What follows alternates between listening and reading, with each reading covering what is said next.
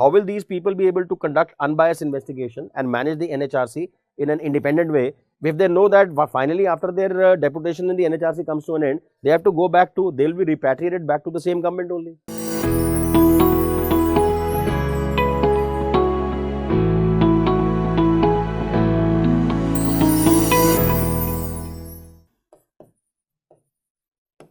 Issues in the functioning of NHRC, particularly NHRC, and I'll also be talking about in general about the overall human rights institutional framework, including the SHRCs also. NHRC in particular, firstly,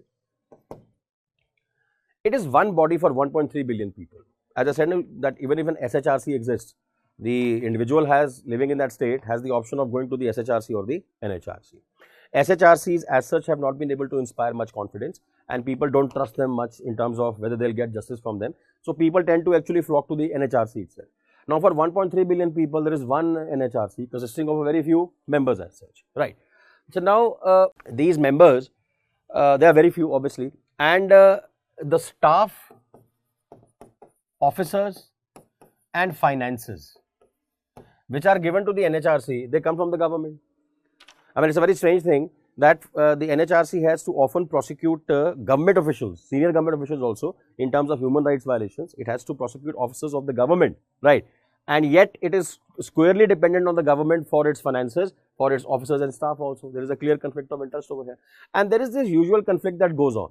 Given the number of cases which are coming to the NHRC, the NHRC does not have adequate finances, adequate staff, adequate officers. The NHRC is always clamoring, always making these noises, the right complaints that they are not given adequate staff, officers and finances. But governments always are dragging their feet on this issue.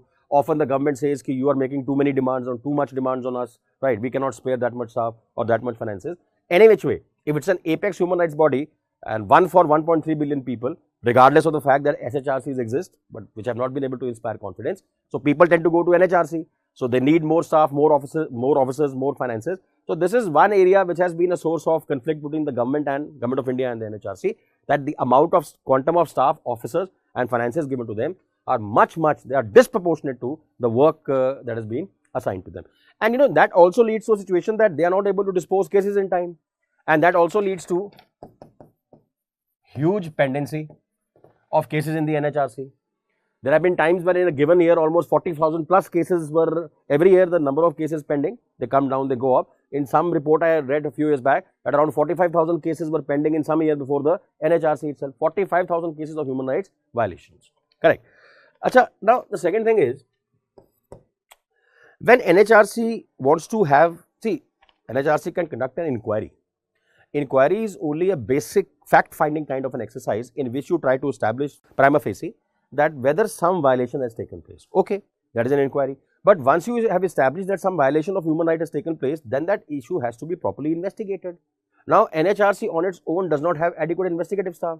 In most cases for investigation, the NHRC has to depend upon government machinery. They will depend upon CBI, for example, at the center, or the state police for investigation. And when there are cases being filed against police officers only of a state, let us say state police, and the state police is the one which has conducted the investigation on behalf of NHRC, I mean, there cannot be any worse conflict of interest, right? So, this one problem with the working of NHRC, and this applies to SHRC also, is that there is overwhelming dependence of the NHRC on government machinery for investigation. That government machinery like the police, CBI, etc., which is often at the receiving end of the complaints with respect to human rights violations. So, you can mention this thing, near complete, if not complete, near complete dependence of NHRC on government machinery for investigation. Done.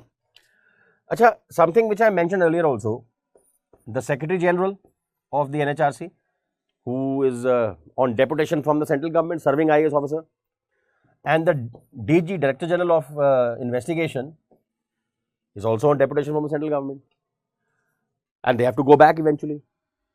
I mean, there is a clear conflict of interest over here also. How will these people be able to conduct unbiased investigation and manage the NHRC in an independent way if they know that finally after their deputation in the NHRC comes to an end, they have to go back to, they will be repatriated back to the same government only, right?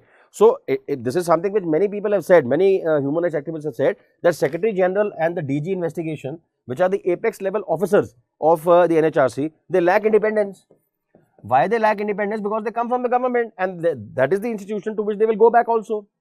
And in fact, a very good suggestion that has come is that these positions, I mean, what should be the procedure for filling them up? There should be an open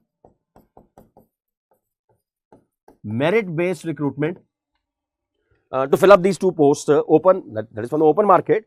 You can get some social activist, or you can get some retired IAS officer can also be brought over here, but not a serving one, because Secretary General of the NHRC and the DG investigation are very senior IAS IPS officers who come on deputation from the government. They are serving IAS IPS officers, right? So, these posts should be filled up through an open merit based recruitment process.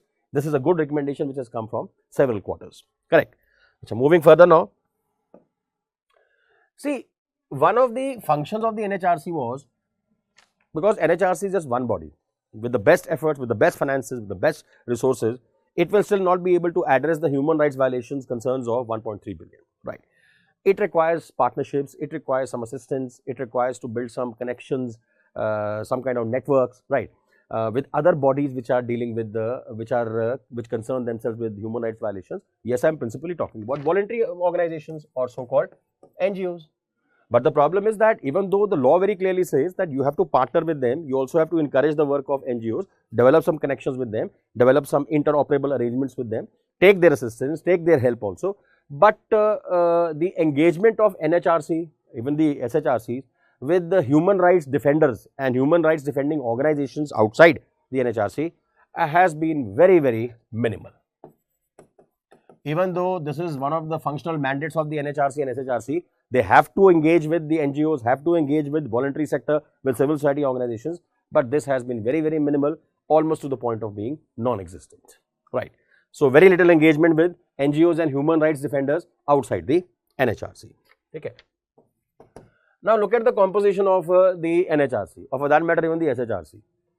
I mean, the original composition, the amendment to that NHRC Act I will come to in a while, right.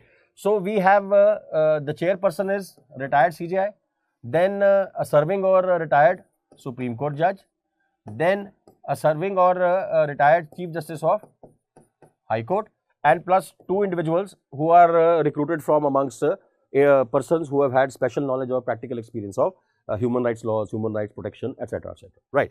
Now, you can see over here, I mean, this commission is so heavy on judicial members, and that is why this criticism has been attracted by NHRC, also SHRCs, that the composition lacks pluralism, and the qualifications for appointment of the chairperson are very restrictive. Only a retired CJI, and then this time after the amendment it has been changed to even a retired Supreme Court judge. That just widens the area from where the government can choose the chairperson. But by chairperson's position should not be confined only to judicial persons or who have held judicial posts. I mean, any social activist, any prominent human rights activist, any person who has been a Nobel laureate, there are a few in India who have received in various, like child rights, Mr. Satyarthi is there. So, there are other people who have done stellar work in the field of human rights. They should also be considered for the post of chairperson. Why only judicial persons, people with judicial background should be so considered? And look at the lopsided composition, that 3 of them come from judiciary and 2 come from human rights defenders, or who have had, no, not human rights defenders. Look at the qualification mentioned over there. Those who have had practical experience, special knowledge of human rights matters. But by that yardstick, even an IAS officer who has worked in the government, retired IAS officer, or a retired IPS officer who has dealt directly with such cases, human rights cases, can also satisfy the qualification mentioned over here. And have such retired IAS, IPS officers been made members over here in the NHRC? Yes, they have been. Getting the idea? So, very lopsided composition in which there is practically no pluralism. 3 positions are dominated by who? By the judiciary, and the 2 remaining positions, rarely will you find a genuine human rights activist of repute getting appointed over here. They have been, but rarely so. But largely retired IAS, IPS officers also get appointed over here. So, lack of pluralism and predominance of judges or people who are retired judges in the NHRC. Same applies to your State Human Rights Commission as well. Correct. Achha, then somebody would say, what about those members who are ex officio members? chairperson of National Commission for Minorities, for women, for NCSC, NCST, etc. But they are part-time members. Understand this thing.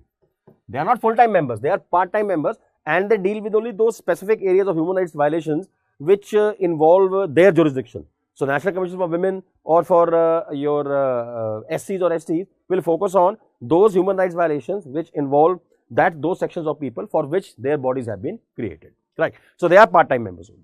Fine. Moving further. Achha, now, very often even the Apex Court has referred to NHRC as a toothless tiger, but they can make recommendations. If the government accepts the recommendations, fair enough. If it doesn't, but that's the end of the road, right. But the good thing is, this is something which is heartening at least, that almost 95% of recommendations of NHRC are accepted by the government, right. But the problem is, government creates too many delays in their implementation. So, usually you will find that 95% is a very high percentage of recommendations finally getting accepted by the government of India, but then the problem is delays in their implementation, and inordinate delays they actually take place. So, heartening fact is almost 100%, 95% of NHRC recommendations are accepted, but the very fact that they are accepted does not mean they will be actually implemented, because there are too many delays in implementation, correct. Then next problem is, which we talked about earlier also, limitation period of 1 year, that is too short. We talked about that, right. Then another weakness is those dedicated human rights courts, which I also indicated earlier also. Human rights courts have hardly been set up,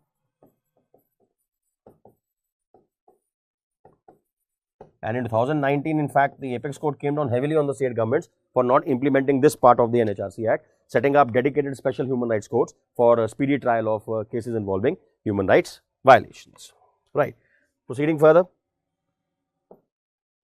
9th point, I mentioned this earlier also while we were discussing the law, that NHRC has not been able to adequately address human rights violations, especially when these complaints are against armed forces. In any case, we saw that when it comes to investigation of human rights violations against armed forces, the NHRC has not been given much pass. You saw that, right? As opposed to the other general cases of human rights violations, where they can openly conduct inquiry, etc. There, to simply they can ask for a report from the government and simply give some recommendations, and then it's up to the government to decide matters, right. So, one, the powers of the National Human Rights Commission are heavily restricted when it comes to your investigating complaints of human rights violations against the armed forces, and they are restricted. That one reason why that NHRC has not been able to adequately address those complaints, especially against the armed forces. So, next problem is what? That the NHRC has not been able to adequately address the violation of human rights allegations against the armed forces. And as I mentioned earlier, armed forces consist of Army, Navy, Air Force and Central Armed Police Forces. Done? Okay. 10th point is, now let us talk about the SHRCs. SHRC, set up in majority of the states, but setting up an institution does not mean it's become functional, right.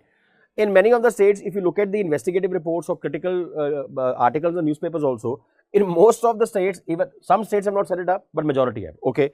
In most of the states where they have been set up, they are practically defunct institutions, hardly even functional, and in majority of the cases, this status of being defunct is largely correlated with the absence of adequate finances and infrastructure.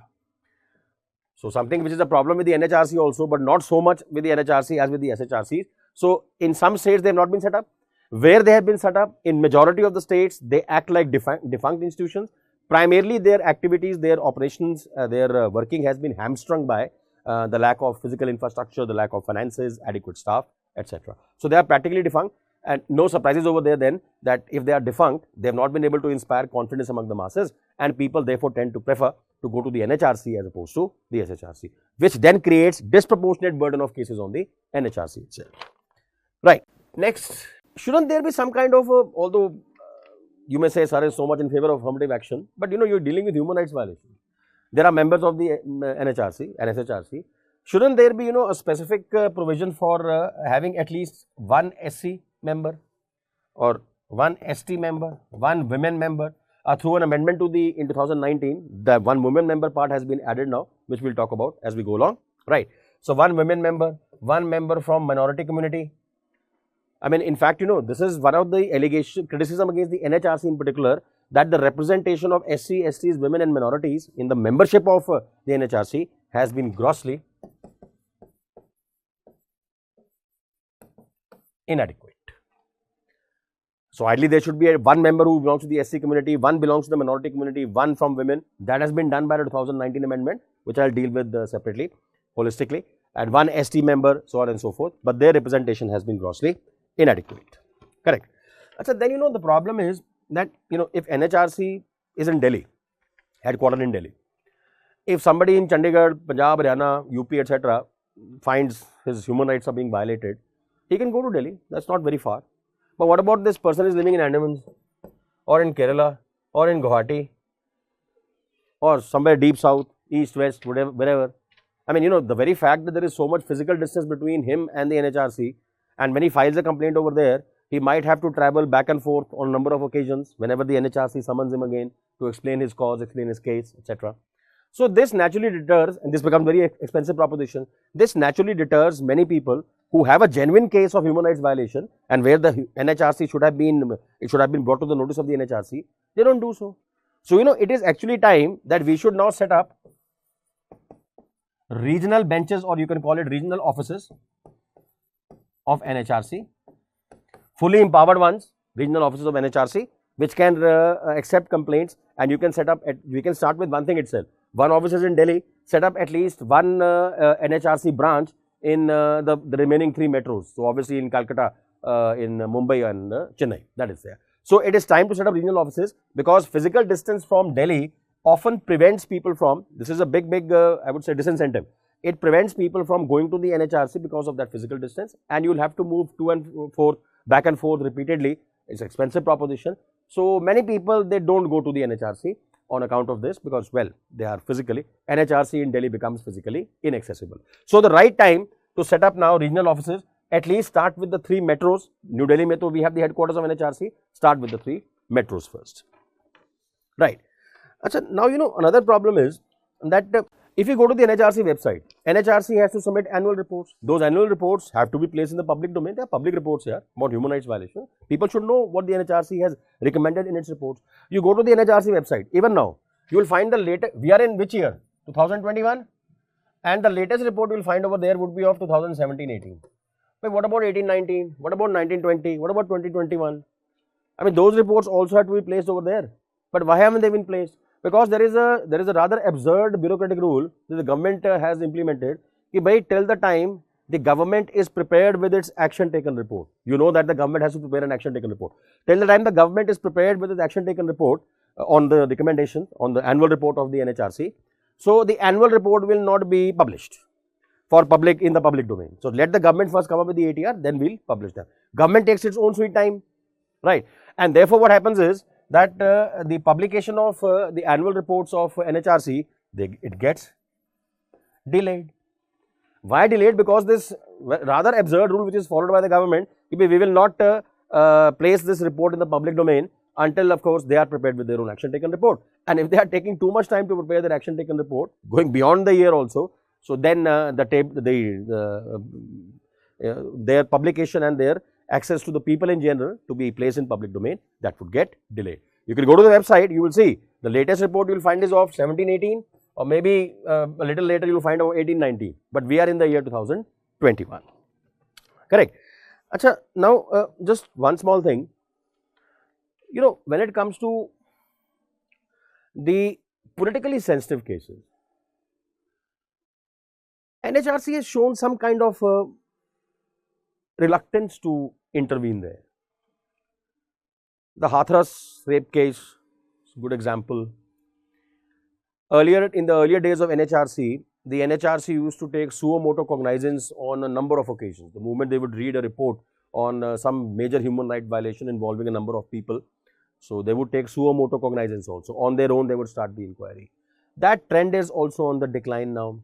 In politically sensitive matters, through one excuse or the other, using one justification or the other, they try to say ki, like for example, you know, if a matter is pending, human rights violation matter is pending in the court also, that person whose rights have been violated, he comes to the NHRC. NHRC will say ki the matter is sub judice, so we will not interfere with this. At the outset, at the threshold itself, they dismiss that case. They say we can't interfere because matter is pending in the court. And other such kind of justifications are given for not interfering in specific cases. Especially the ones which are politically sensitive or which the ruling party, which would involve some embarrassment for the ruling party. So, this is not something which this is not the kind of behavior you expect from Human Rights Commission, but it has happened in the past, not just in the present government, in the past also. NHRC has shown not total, but some hesitancy, some reluctance in immediately interfering in those cases where gross violation of human rights have taken place, but which are politically very sensitive, right. Then appointment of members and chairperson. This has also left a lot of room to be desired. Even though if you look at the committee which has been set up for appointing NHRC members, it consists of 3 members who are largely from the government only, Prime Minister from the government, Home Minister from the government, Speaker of Lok Sabha from the government, Deputy Chairperson of Rajya Sabha is also a member from the government. Then there are 2 members who are leaders of opposition in the both houses, correct. So, the composition of this committee is somewhat lopsided. So, government is able to have its way. And you know, if the opposition members in these in this committee would raise their voice against unfair appointments, wrong appointments, properly if they would raise their voice, then government would be in the dock. Government would be criticized because these opposition members would highlight the fact that why a certain member being recommended, a certain person being recommended for the post of chairperson or a member should not be appointed, then that would start a debate in the media and amongst the people also. So, on the one hand, there is this lopsided composition of the committee. Government usually tends to have its way in the appointment of members or chairperson, which they would not have had the opposition members who are members of this committee itself, leaders of opposition, would have taken this matter seriously. So, on the one hand, government has some kind of, this committee has some imbalance in favor of the government as such, the composition. Secondly, even the opposition members, leaders of opposition don't take this appointment of members of NHRC, chairperson and members of NHRC much seriously. Now, that's a big issue. If the opposition members are not taking, leaders of opposition are not taking this issue seriously, but then to as such government will is likely to have its own way, and that leads to some controversial appointments. And controversial appointments like, well, presently Justice Mishra's appointment was heavily criticized also on account of maybe the allegations were not corruption allegations obviously, but allegations were that of his conservative attitude towards cases involving human rights when he was a sitting judge of the Supreme Court. Well, those are allegations made by those human rights activists and social activists. But in general, there was a lot of criticism of Justice Mishra being appointed as the chairperson of NHRC. Now, had the opposition members, leaders of opposition made the right noises with respect to his appointment and made an issue of it also in the parliament, so then things could have been perhaps different, right. So, this is also an issue.